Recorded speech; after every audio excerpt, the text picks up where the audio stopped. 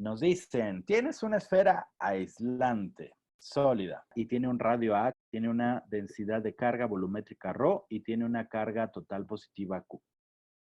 Calcula la magnitud del campo eléctrico en un punto en el exterior de la esfera. Bien, nos están pidiendo el campo eléctrico alrededor de esa esfera. Sin embargo, aquí, por favor, no se vayan con la finta, porque va a haber quien diga, pues el campo eléctrico es muy fácil de calcular, ya lo hemos hecho muchas veces. De hecho, la fórmula es esta que tenemos aquí. Van a decir, bueno, pues por qué no usamos esta fórmula? Si ya tenemos una fórmula de campo eléctrico, ¿por qué nos están pidiendo que usemos la ley de Gauss? Y esta es nuestra fórmula para calcular el flujo y que por ahí tiene el campo eléctrico. Y ya les dije, bueno, a ver, vamos a usar la ley de Gauss para averiguar cuál es el valor del campo eléctrico. ¿Por qué no mejor usamos esta formulita y ya nos vamos de vacaciones temprano? Eh, bueno, es bastante tentador, pero recuerden que esta fórmula de campo eléctrico es válida para cuando yo tengo una carga puntual. Toda la carga está concentrada en un espacio infinitesimalmente pequeñito.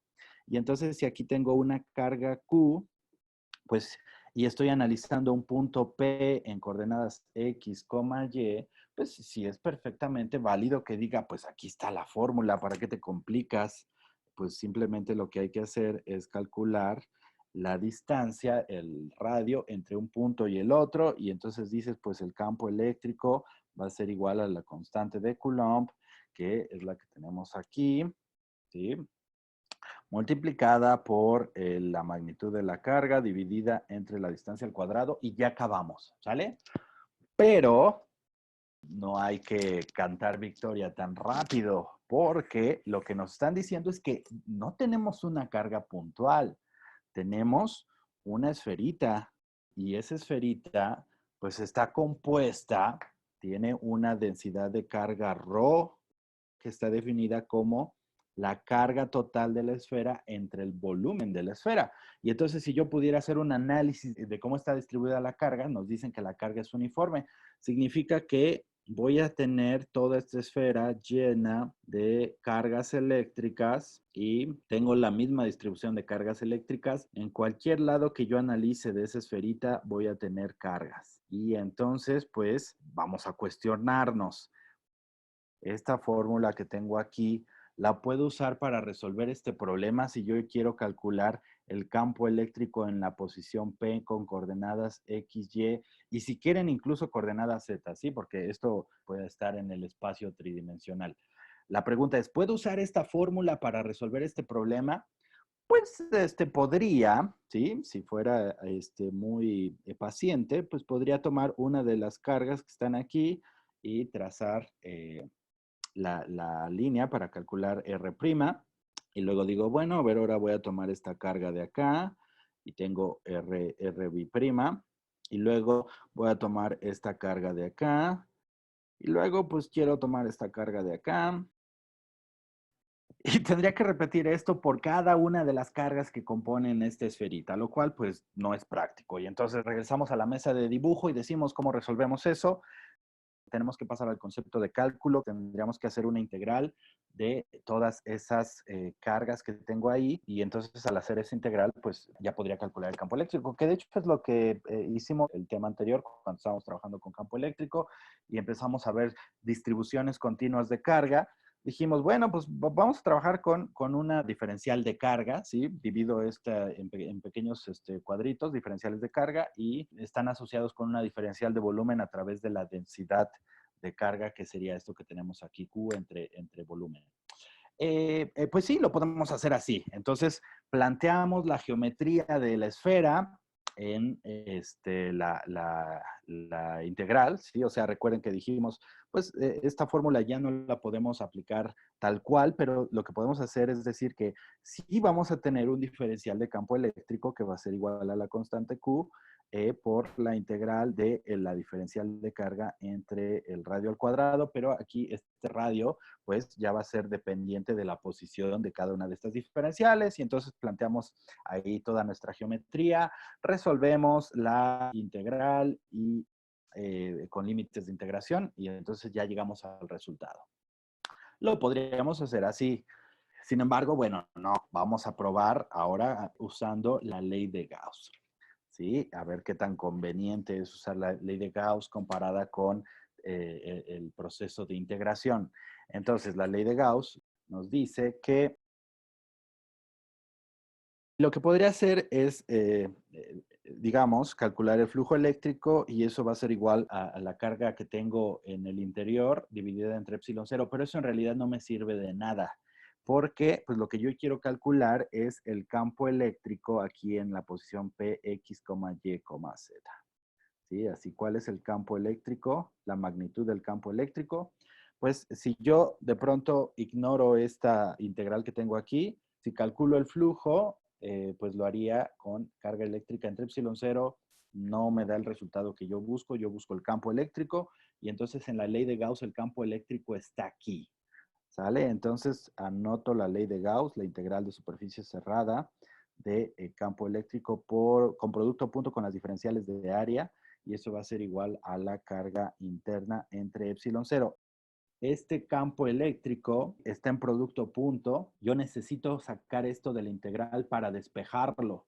Quiero despejar campo eléctrico. Y entonces para hacer eso, yo tendría que tener un escenario en el cual esto es un producto simplemente algebraico, no un producto punto.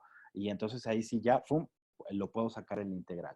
Sin embargo, la pregunta que nos hacemos es, ¿cómo nos aseguramos de que el campo eléctrico sea una constante? Pues aquí cada una de estas cargas, como esta geometría es simétrica, cada una de las cargas que tengamos en esta geometría va a producir sus líneas de campo eléctrico que salen. Entonces imagínense que tengo una curvatura. Entonces tengo aquí la dirección perpendicular. Y esto mide 90 grados. Bueno, si yo digo, a ver, cada una de las cargas que tengo que componen a este sólido, ¿sí? Va a producir líneas de campo que van a ir en todas direcciones. Y el campo eléctrico total producido por toda esta esfera va a ser la superposición de los campos eléctricos producidos por cada una de estas cargas. Y entonces lo que voy a hacer es trazar una carga por acá y una carga por acá. Como este sistema es simétrico, esto es clave, el sistema es simétrico, entonces este de aquí también va a producir una línea de campo eléctrico. Bueno, el mismo número de líneas de campo eléctrico que trace para esta, las tengo que trazar para esta. Y entonces aquí voy a tener esto para acá y esto para acá. Y para esta carga también tengo la que es la radial. Y voy a tener esta línea de campo que va para acá y esta línea de campo que va para acá. Estoy dejando el diagrama bastante sencillo porque aquí pues tendría que trazar todas las líneas de campo eléctrico que yo defina que corresponden a cada una de las cargas y eso lo tendría que repetir para todas. Hacia donde vamos es que pues fíjense en esta que es la dirección central, el vector central para esta carga es la que está más cerca del punto P, X, Y, Z. Y como tenemos simetría, este vector de campo eléctrico que tiene una contraparte en simetría con esta que está produciendo la de arriba. Y entonces, ese vector lo puedo descomponer en su componente en X y su componente en Y. El vector rojo, la componente en X. Y voy a tener una componente en Y que sería esta que apunta de aquí a acá, la componente en Y. Para el vector azul, lo mismo. Voy a tener una componente en X y tengo una componente en Y. Entonces, ¿qué pasa con la componente en Y de este vector cuando lo sumo con la componente en Y de este vector? Van en dirección opuesta, los dos se cancelan. Entonces, todas las componentes que yo trace en transversal, en Y, para cada una de las líneas de campo eléctrico que produzca cada una de las cargas, como el sistema es simétrico, y esto es necesario, como el sistema es simétrico, va a tener una contraparte del otro lado que la va a cancelar. Y lo único que sobrevive en cada uno de estos casos es el vector radial. ¿sí? En este caso sería el que va en la dirección X, que se suma con el vector central, lo cual cuando se van sumando todas las componentes de todas las cargas, nos va produciendo cada vez más un vector de mayor magnitud que apunta en la dirección al punto P, ¿sale? Entonces, pues el vector de campo eléctrico va a ser constante porque aquí en este punto el campo eléctrico va a tener una cantidad de. Si yo analizo ahora, roto este sistema y digo, bueno, aquí, a la misma distancia del centro de la esfera, si me muevo tantito, voy rotando y analizo otro P' en X, Y, Z', prima, y prima, y repito ese análisis, el valor que obtenga para campo eléctrico aquí va a ser el mismo que obtengo acá, ¿sale? Y luego roto esto en la otra dirección y acá voy a tener una P' y nuevamente aquí repito todo el análisis y la magnitud de campo eléctrico que obtenga va a ser nuevamente igual. Y entonces yo le puedo dar vuelta a esta esfera, ¿sí? Y el campo eléctrico siempre me va a dar el mismo resultado porque el sistema es simétrico. Pero para que eso ocurra, yo tengo que hacer la rotación alrededor del centro de la esfera. Por lo tanto, si yo quiero que el campo eléctrico sea constante, tengo que tener siempre el punto P, siempre tiene que estar a la misma distancia del centro de esta esferita para que se cumpla que el campo eléctrico es constante, ¿sí? Entonces, lo que vamos a terminar haciendo es proponer una esfera. Vamos a terminar proponiendo una superficie gaussiana que siempre esté a la misma distancia. Entonces, el radio que tenga de aquí hasta acá, este radio va a ser lo mismo que tenga de aquí hasta acá, ¿sí? Y en esas circunstancias, sí, si yo mido el campo eléctrico aquí, pues va a ser el mismo que mida acá, y si mido el campo eléctrico aquí, va a ser el mismo que mida en todas las posiciones. Entonces ahí sí se cumple que el campo eléctrico sea constante y puedo despejarlo y ya tener un resultado. El siguiente paso necesario para lograr aprovecharme de la ley de Gauss es que los vectores de diferencial de área sean paralelos al campo eléctrico. Y entonces esta esfera gaussiana que me estoy imaginando, si yo la separo en pequeños pedacitos de superficie, cada uno de ellos va a tener un vector normal diferencial de área que, pues en este caso, como estamos partiendo del centro, todos los pedacitos diferenciales tienen una normal que apunta en la dirección radial. Entonces aquí vamos a volver a aprovechar que estos vectores, junto con el vector de campo eléctrico, este vector de campo eléctrico, son paralelos. Por lo tanto, el ángulo, ¿sí? El ángulo va a ser 0 y entonces el coseno va a ser 1. Entonces, aprovechando esto de ley de Gauss, tengo la integral cerrada del producto punto. Lo convierto entonces al producto del campo eléctrico por la diferencial de área. Esta sí va a variar un poquito, tiene que seguir siendo un vector, por el coseno de 0 grados y eso va a ser igual a la carga interna entre epsilon 0. Siguiente paso, como el campo eléctrico ya nos aseguramos de que sea una constante, la saco de la integral, tengo campo eléctrico por la integral de superficie cerrada de los diferenciales de área, coseno de 0 es 1, entonces ya lo dejo por la paz, y voy a tener la carga interna entre epsilon 0. Y entonces, aquí tengo la integral de superficie cerrada de toda mi esfera gaussiana. Puedo proponer límites de integración y resolver esa integral, pero pues no tiene mucho caso porque yo ya sé que si es una esfera y lo que quiero saber es cuál es la superficie de esa esfera, pues la superficie de la esfera es la integral de superficie de cada uno de esos diferenciales de área que nos va a dar el área de la esfera, que es 4pi por radio al cuadrado. Entonces, eso lo voy a sustituir aquí y voy a tener que el campo eléctrico por 4pi por radio al cuadrado va a ser igual a la carga interna entre epsilon 0. Y entonces, ahora sí, esto lo puedo pasar dividiendo y voy a tener que el campo eléctrico es igual a la carga interna entre 4pi por radio al cuadrado por epsilon 0. ¿Vale? Entonces ya tenemos algo que es lo que nos están preguntando. ¿Cuál es el campo eléctrico en esta posición P, X, Y, Z? ¿Nos interesa saber cuál es la posición X, Y, Z?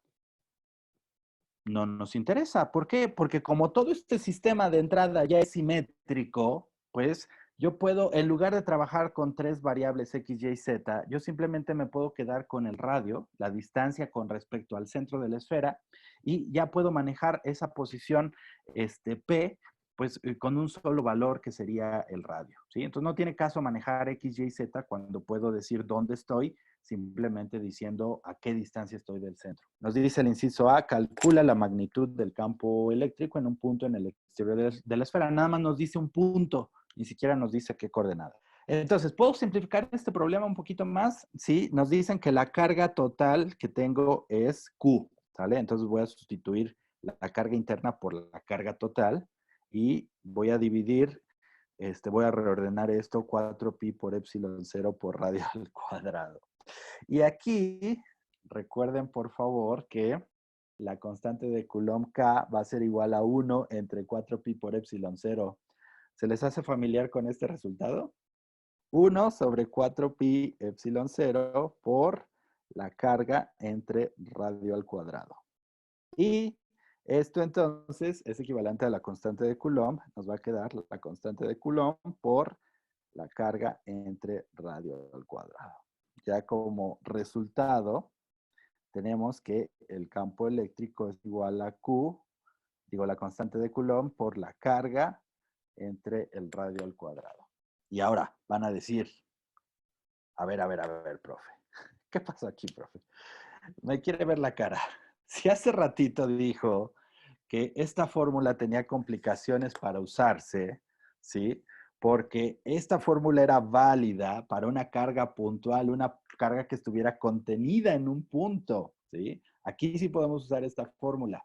Y ahorita lo que estamos obteniendo es, pues, salvo porque aquí tenemos la Q y aquí la estamos representando por Q mayúscula, tenemos el mismo resultado, ¿sí? Entonces, llevo 20 minutos aquí poniéndole atención al profe y estoy llegando al resultado que pude haber aplicado desde el inicio, desde lo que vi hace 2 clases. ¿Qué pasó aquí? Bueno, ojo, en realidad el resultado que estamos obteniendo nos dice mucho. Primero, nos dice que el campo eléctrico es efectivamente la constante de Coulomb por la carga entre la distancia al centro de la esfera al cuadrado. Pero este resultado es válido solamente en el caso en el cual el campo eléctrico en la geometría en la que estoy trabajando es constante. Por si yo hubiera trabajado con otra geometría, ya no hubiera podido hacer esta simplificación de aprovechar la ley de Gauss y entonces ya no hubiera podido sacar este campo eléctrico del integral. Si el campo eléctrico no hubiera sido constante, no lo puedo sacar del integral. Tendría que poner una función matemática que me diga cuál es el campo eléctrico para cada una de las coordenadas en las que estoy haciendo la integración, ¿vale? Y esto se va a poner muy complicado. Si esto hubiera sido, por ejemplo, en lugar de haberlo hecho con una esfera, si a mí se me hubiera ocurrido, digo, pues es una esfera, ¿qué puede pasar? La voy a deformar tantito y de pronto lo hago para una elipse. Aquí, perdónenme, pero ya no voy a tener un campo eléctrico constante. ¿Sí, sí lo ven? Entonces, esta fórmula sigue siendo válida era válida para una carga puntual, va a seguir siendo válida para una esfera, pero no va a seguir siendo válida para otras geometrías. Bueno, pues ya, vamos al siguiente problema.